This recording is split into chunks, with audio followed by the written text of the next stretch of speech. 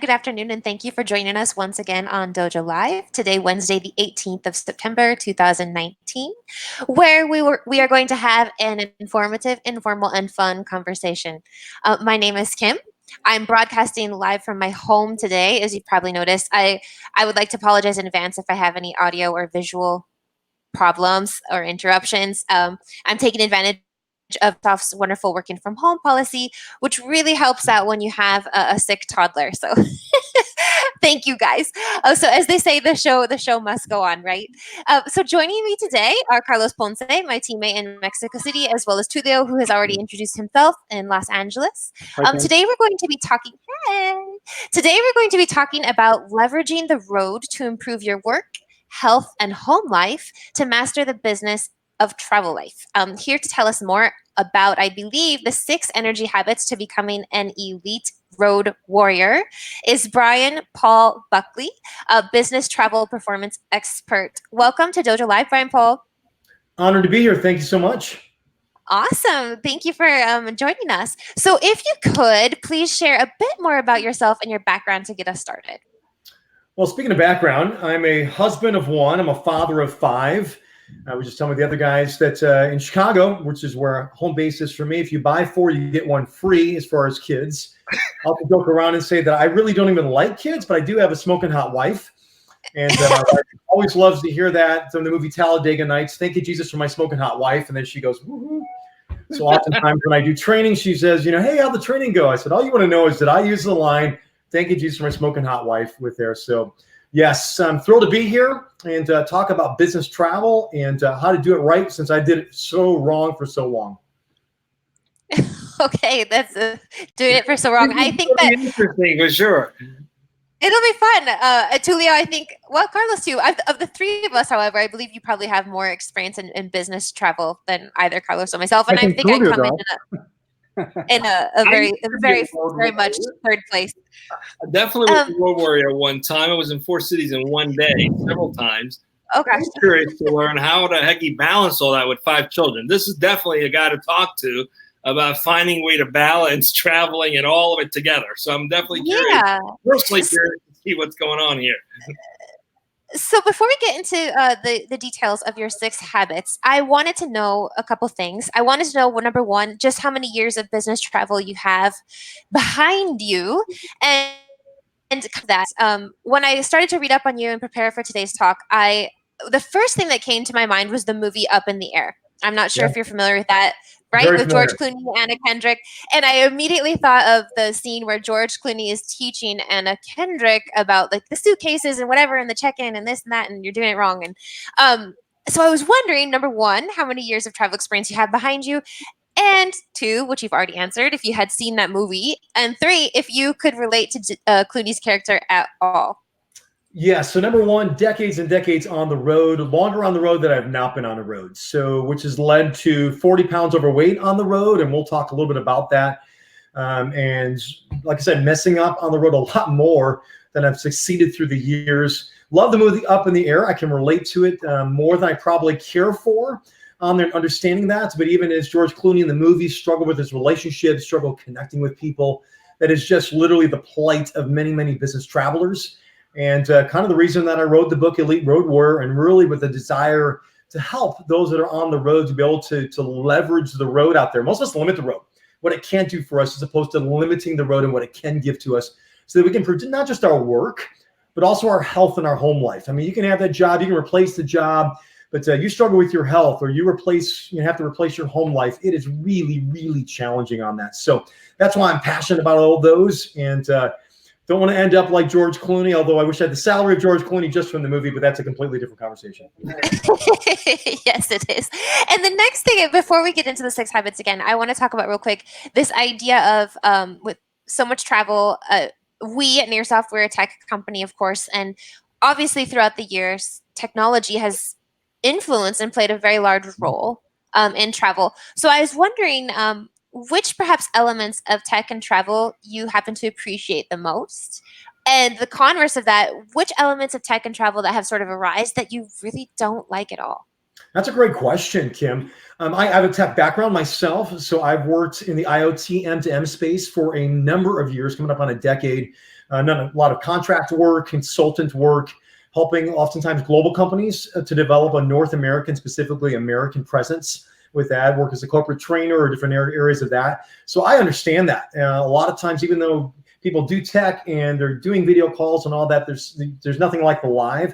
Meeting people, spending time together, whether it's a live events or what have you. So I completely appreciate that. I love technology in general. I'm a tech geek when it comes to that. I'm an Apple guy, so I'm on a brand new MacBook Pro. I've got a MacBook Air. An iPad Air, and using technology every chance I can. I love FaceTime. That has made a tremendous difference on my relationships, but also realizing that I could use it as a crutch and I could use it as a fault on the road, especially with connecting with those back home. It's often on convenience when it's convenient for dad and nobody else. And I've learned the hard way from that. So oftentimes technology can be your best of friends, but it can also be your worst foe when you depend on it just too much. Brian, Paul, you said something interesting which resonated with me, and it's something I have to remind myself often, coming from the old school of going and doing things in person, to the new world of the efficiency of being able to use technology to have these kinds of conversation. And I often remind myself, and even people sometimes in coaching environments, like, don't trade in efficiency for relationship. Don't sacrifice relationship in the pursuit of efficiency. And that's a difficult thing to balance today because there's so many demands. I mean, you've got your father of five. You've got elite in the word. I think about like a Navy SEAL. You know, it's not just a soldier. Exactly. It's someone who's figured stuff out, who's learned a few tricks, who can teach a few tricks. So tell us a little bit about what it's been like for you that led up to writing this book, and first of all, and you know, what lessons you've learned along the way that prompted you to want to do this, to want to share the stories with other people. Well, first of all, I would like to comment on what you just mentioned early at the very beginning with technology and being in front of people. You know, it's amazing when I email somebody or I call somebody or even a video call, whatever it is, the relationship is, well, it's not real. It's not tangible. As soon as you meet someone and have a conversation with them, it's amazing. It's a game changer. The next time I email them or I call them of what that relationship develops, the responses are quicker. There's a connection that's there. So leveraging that in person, I'm going to go old school on that one. So that's a big, big thing. You know, really, to be honest with you, kind of where the whole premise of Elite Road Warrior, which is right there, and the word elite, you think about elite athletes, you think about elite performers, you think about elite musicians, elite CEOs. It's people that are not only who have gotten there, you know, let's think an all-star status, they've stayed there and they've maintained that. That is elite. Somebody who does something 1 year or 2 years is not considered elite. So looking at a road warrior, somebody who their life is more on the road, is saying, how do I get there? But then how do I stay there and sustain there? So that's really kind of the passion behind it. The premise of really Elite Road Warrior in a nutshell, and why I started even the company Elite Road Warrior Group, is I did it wrong for so long. You know, I'm a hard driver, high energy. I know, shocking, right? And just going through my 20s and my 30s and my 40s, and we're going, oh, Brian, it's going to catch up to you. Oh, your energy is going to affect you. You staying up late as you are, you know, how you eat or the lack thereof. Oh, about not staying in shape, yada, yada, yada. I was like, yeah, not me. When I hit 40, my health started going bad. And that's when things got a little bit ugly. For my 40th birthday, my wife gave me a full panel of tests with a doctor. She's a generous spouse, just like that. And went there and they said, good news, we couldn't find anything wrong. Bad news, we couldn't find anything wrong. So I used that as an excuse to continue to go harder and harder and harder. And I did for another 5 years. You know, I went from not so sweet of jobs to C-suite. And my responsibilities increased. So did my expense reports increase. So did my waistline increase. So did my stress increase, to the point where finally, when I was 45, my body completely shut down, guys. I mean, like, I was so sick that those close to me looked me in the eye, pulled me aside and said, are you terminally sick? Are you really, really sick? And got to the point where I was not functional, just not functional. Took me off the road for a number of months and had some really, really hard recoveries. And I realized how bad things had really gotten, not just with work, but also within my health and specifically in my home life. So that led me on a journey to figure out, how do I even get back to the road? How do I even get healthy again? How does somebody driven like me learn how to rest for the first time in my life? How do I learn to eat healthy? How do I learn to connect in a way that matters with being home a lot more? And then once I figure that out, how do I do that on the road? Because I've been a road warrior and my dad was a road warrior, and that's what I've learned. And so how do I learn to be able to do that at a sustainable level, to be able to continue to do it on the road? So that's kind of the premise. And as I would call the heartbeat of Elite Road Warrior, is helping business travelers with the three focus areas of your work, your health, and your home life. It's fascinating. You were talking about, I smiled when you said I turned 40 because oddly enough, all kinds of things just start popping up. Then whenever an issue like these, for example, I never needed these till I was 45. I had 2015 vision, and my wife just turned 45 not too long ago. She looks 22, but she's like, wakes up like, I got this little pain. I'm like, welcome to the late 40s. But wait, there's more. Wait, there's more. No, right. So, but if you're traveling and your business takes you abroad, it definitely becomes a big challenge. I went to Russia in April, and I was really concerned. Like, can I handle this? It's been a while since I used to be a road warrior, so I'm definitely not an elite anymore. But I was for 20 years. Yeah. So, you got these 6 energy principles? Love to hear what they are, because I'm sure those who are listening, who are in the same boat, so to speak, are like, I'm about to get there, and I want to learn some of these myself. And maybe those who are younger are like, I want to avoid getting there and having these happen. So, what can you share with those what those are? Sure. And today there's a buy one get one free on the energy habits. So I will share all 6 at no additional charge. That's the kind of giver that I want to be today. So anyway, so the book is. So that's for 6 children now in the book. I'm sorry. The 6 is because you had 5 kids, but you really wanted 6, so you went with 6. Yeah, don't tell my wife that. So anyway, nice. Okay, please. Yeah, so the book is based on 6 energy habits. 3 of them are physical energy habits, and 3 of them are mental energy habits.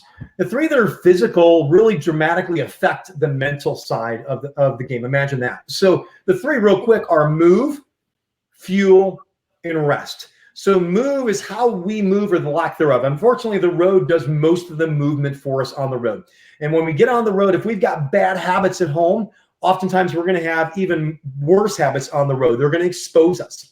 So for example, under move, I use what's called the increase M4X formula. So think of an up arrow, the letter M for movement, 4X in 4 ways. So how do I, and it's asking myself these 4 ways every single day I'm on the road. So how do I stand more? Think up on your feet, not down on your butt.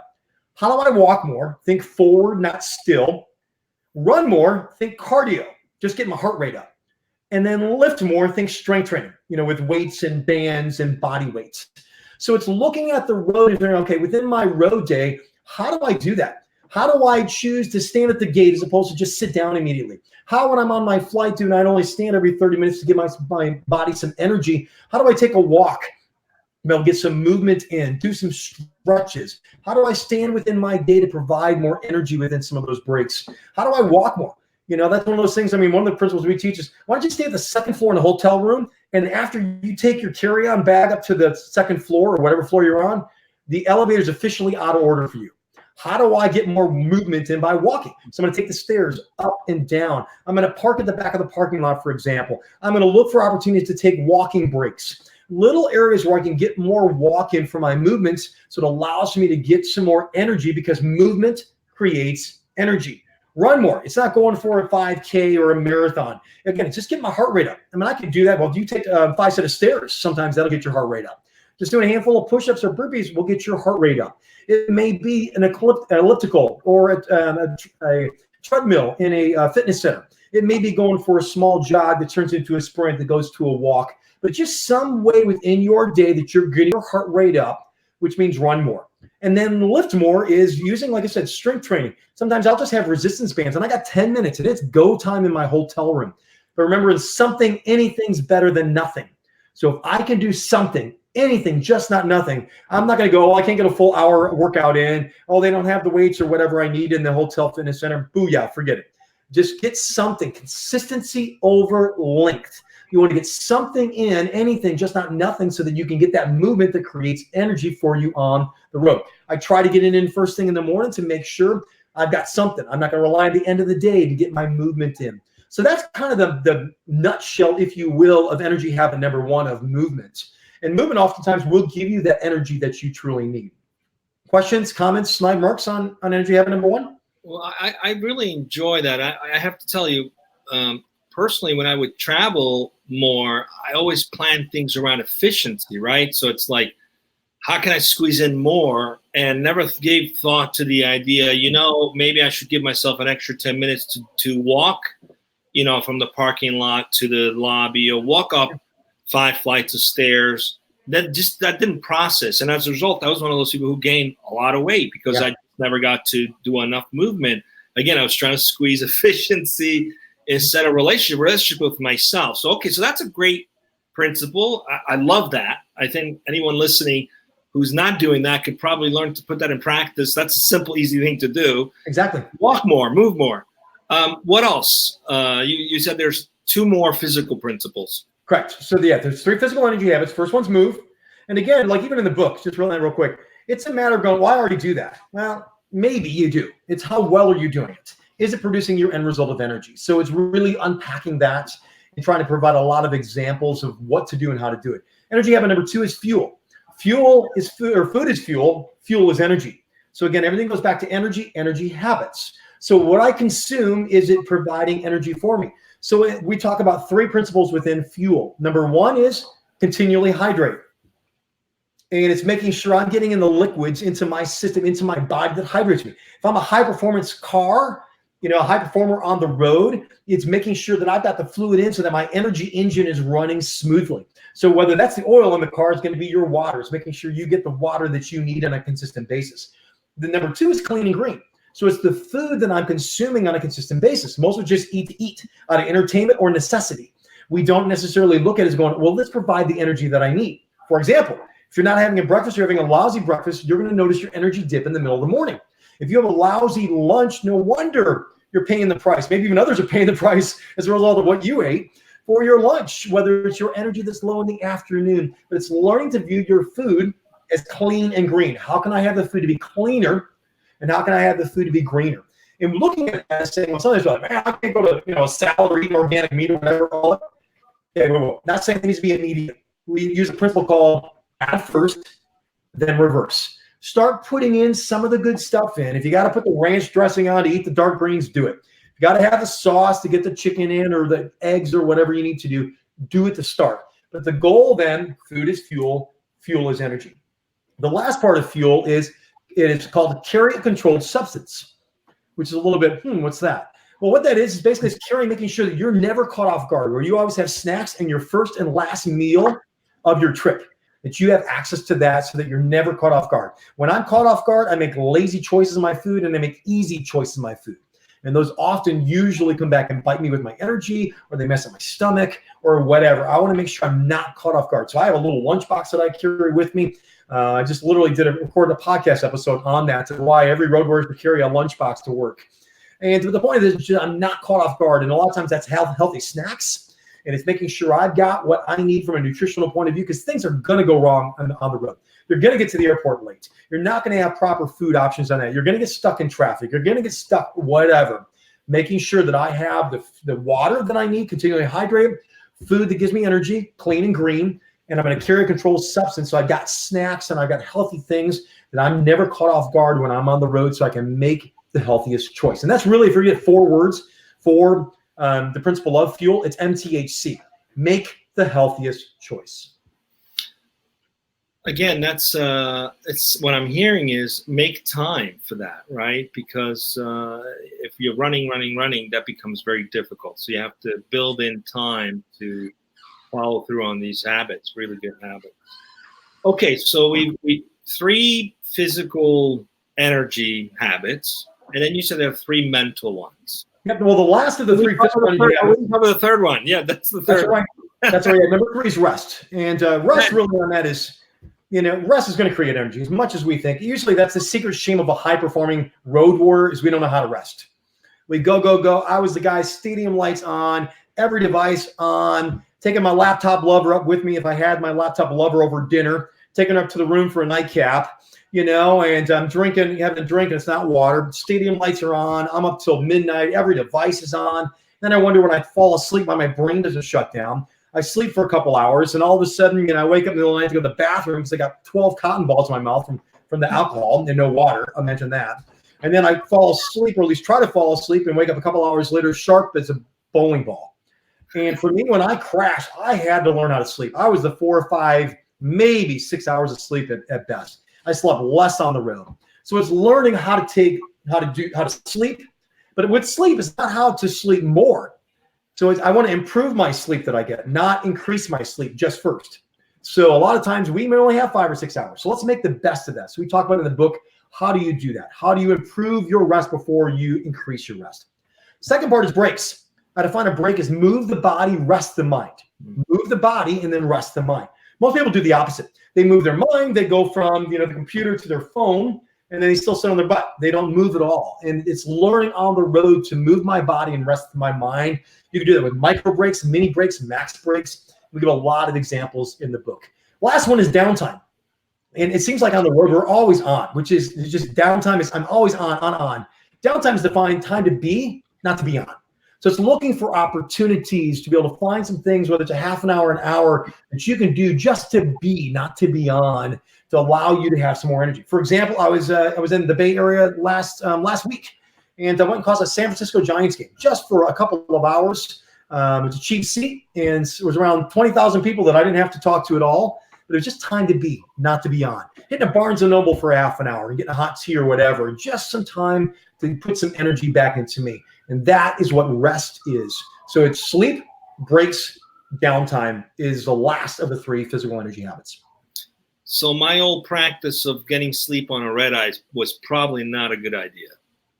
Probably not. I was not there with you, Tulio, but between us girls and the way I used to do red eyes, I have red eye for a number of reasons, if you know what I'm saying. All right. So we got the 3 energy habits, physical energy habits. Right. And then you talked about the 3 mental habits. I'm going to probably guess these are the toughest ones. Yes, often enough. Now, okay. Number 4, which is really the first of the mental energy habits, is why we're on the road. It's to perform. The problem is most of us don't perform at a high level. We act like we're this high-performing vehicle and we're a 1999 beat-up Toyota Camry work car. We don't take care of it. And as a result of that, it affects us on the road. And we may not see it right away, but we know, especially if we really try to perform at a high level, are we doing it? Are we getting better or are we getting worse? Is our energy dropping throughout it? So it's learning how to have a road plan. So road plan is how do I find and work in the margins on the road? We know there's certain times of the road rhythm, and I call it road life, of where we can work and where we can't. But a lot of times we don't work in the margins very, very well. So it's learning to have a road plan, looking at your plan of your road day and knowing, okay, first of all, how do I implement the 6 energy habits on the road within that given day? But then also, 2, how do I make sure that I work in the margins? So whether it's time blocking, where I'm looking at going, okay, if I get a 20-minute time block, instead of going all over and randomness on there, I'm going to go through as many emails as I can. I'm going to take the first 2 minutes, and I'm going to see, okay, what are my most important emails? I'm going to start knocking those out. I may have 15 minutes to make some phone calls. I'm going to look through all the calls that came in. What's my number 1 call I need to make? How do I figure that out? It's learning to take those principles, but leveraging what we do at home or work in an office, and how do we put that in bite sizes on the road? That's a road plan. Block and tackle is figuring out, how do I do that? Like when I actually get on the road, teams that don't block and tackle well in football lose games. Penalties, they don't do well. So it's when you get into those margin moments, how do you maximize that time on the road? And the last of those 3 is going to be energy pacing. Our energy doesn't stay the same all throughout the day. And a lot of times that's dependent upon movement creates energy, rest creates energy, fuel creates energy. So it's figuring out, how am I doing? Am I not resting? What can I do? Sometimes my task doesn't equal my energy. And it's going to take me twice as long. It's going to be half as good. And then I get to do it all over again. So it's learning how to pace your energy on the road with how you're wired. That is energy habit number 4, perform.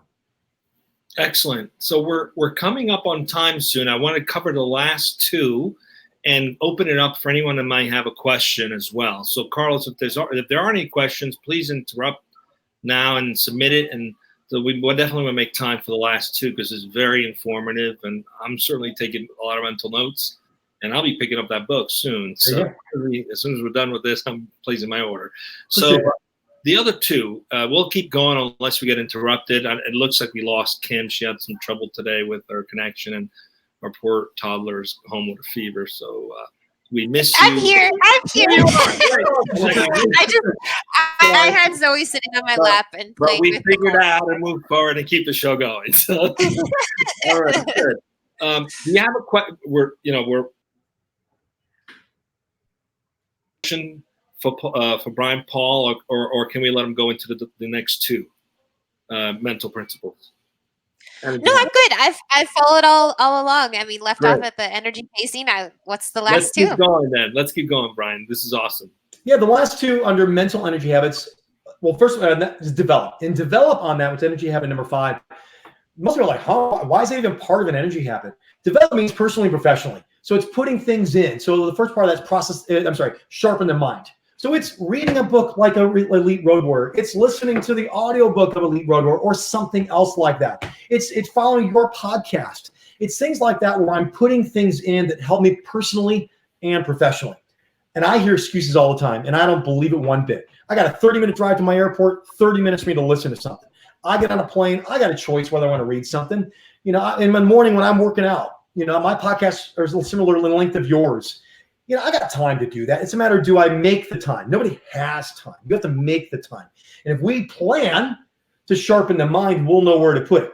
But the second part of that is process the thoughts. So once I get everything in my mind, how do I get it out? So it's learning to process the thoughts. And that is what I call through ThinkSpace, just getting all those ideas and those thoughts onto paper. It's also learning to figure out what are ways that I can plan. What's the follow-up I need to do on the road? What is an idea that I have that I need to follow up on? All these little ideas that I can do, and I've got one central location that I can put that in. In my case, it's called the Elite Road Warrior Journal. The last part of that is I sharpen the mind, I process the thoughts, and then I monitor the heart. The longer we're on the road, the more cynical we can get, the more apathetic we can get, and oftentimes, we come home pretty grouchy. We come home and not really making sure that our heart's in a good place. So, for example, with that, I've got a journal that I journal 9 questions every single day. They're simple questions. It takes me 5 to 10 minutes. But it helps me to look back. What happened yesterday?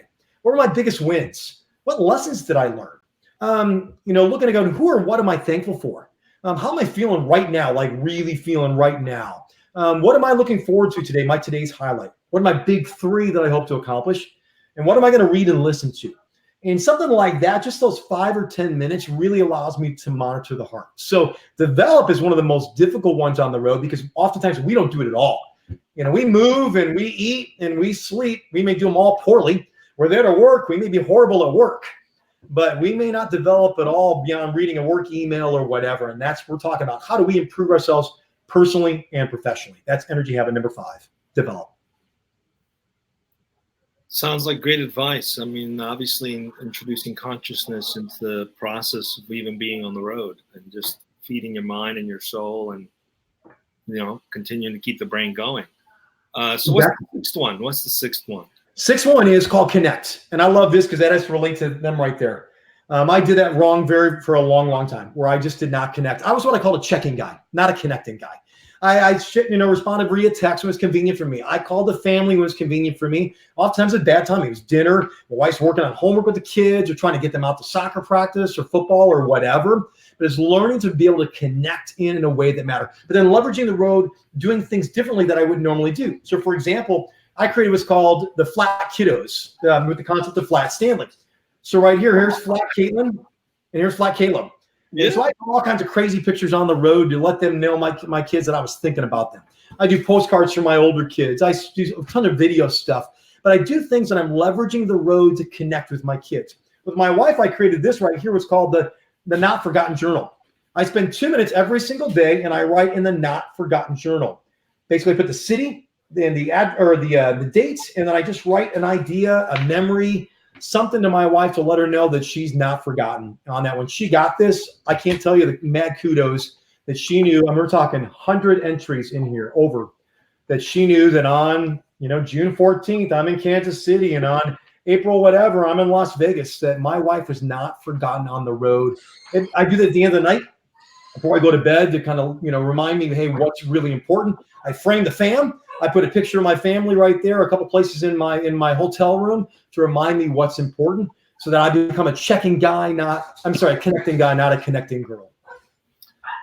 Well, I have to say, Brian Paul, these are great energy habits to have, period, whether you're traveling or just you're exactly right, living your life, because I know the connect piece is definitely something I've struggled with when I'm on the road. And it's easy to justify and say, I'm on the road, I got a million things going on. But that's, if you're not connected, that's like what it's all about, right? And for CEOs and other executives, same thing. They that are not practicing connecting with their people, it's the same principle. So I find you're that exactly right. And I just these principles aren't just for home. I'm sorry, just for the road. I just translated them for a road word because that's where I live a lot of my life. And so I think it's difficult for sure. Absolutely, I can attest that I haven't been a road warrior for 20 years. It definitely becomes very difficult. Those are great tips. It's been wonderful to have you. We can keep going, but we're out of time. And anything you want to say, Kim, to wrap up? Well, I did have one last question. I loved your connect ideas, your flat children and the journal to your wife. Yeah. I was wondering if your family reciprocates this. 100%. I think they were waiting for a long time for dad to do it. And plus, I think part of that is, it's connect intentionally is the first part. That says connect intentionally, thoughtfully, and creatively. First one is not to have expectations. I do it because I want to invest into my family and I want to be thoughtful, not necessarily for their response, but man, the response was overwhelming on that. But I've talked to a lot of road warriors because they've delayed it for so long that it's taken a while for them to go, is this a ploy? Is he going to be consistent with this? Is this going to be something that's going to last? But I tell you, it's dramatically helped my marriage and helped my relationship with my kids because I do miss things. My wife's a single mom when I'm gone. I do. So does Flat Daddy go to the soccer games? Oh, exactly. Nice. He really should. Although they're kind of wondering what's the deal with that guy right there, right? Yeah. Good question. Good question. I really love this idea of connect. I listened to, I think it was a video at one point, and it was saying, if you're going to go on the road for a few days, date your spouse the night before. Remind them that they matter. Like, what a great practice. So that gives you an opportunity to have a lot of dates if you're a road warrior. So it's all perspective. Really appreciate it.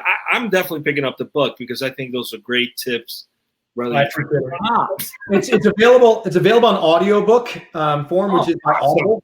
So Amazon owns Audible. So there's the Audible version of it. There's the hard copy. There's the print.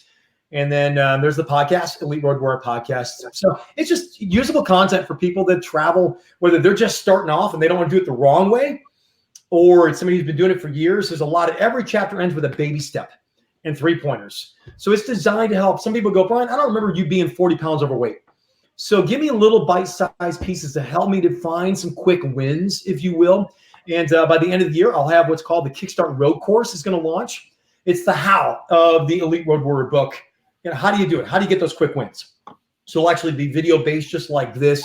It'll be showing different things, me traveling on the road. Hey, do this, try this. Hey, I'm not doing this very well, yada, yada, yada. So hopefully it benefits individuals, and that's kind of the master evil plan here.